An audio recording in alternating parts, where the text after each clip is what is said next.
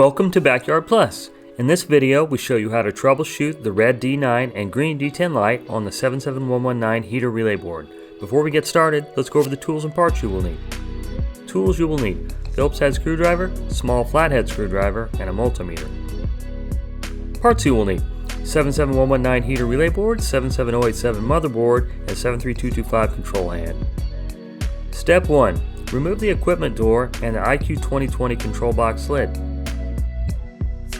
Step 2. Turn the temperature up higher than that of the spa water. Make sure the heater on light is solid red on the motherboard. Step 3. The 77119 heater relay board has two diagnostic LED lights up at the top, just to the right of the cylinder-shaped aluminum capacitor, D9 and D10. Under normal operation, the D9 light should be solid red and the D10 light should be solid green.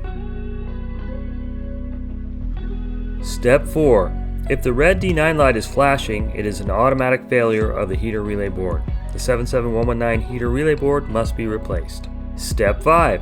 If the red D9 light is flashing on the replacement heater relay board, you must replace the heater relay board, the motherboard, and the control head at the same time.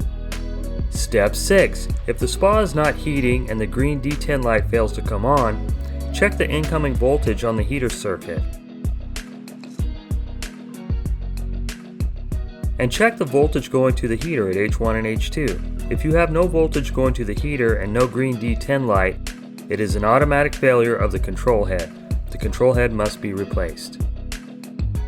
Thanks for watching. Our goal here at Backyard Plus is to save you money by avoiding costly service calls for repairs that you could easily do by yourself.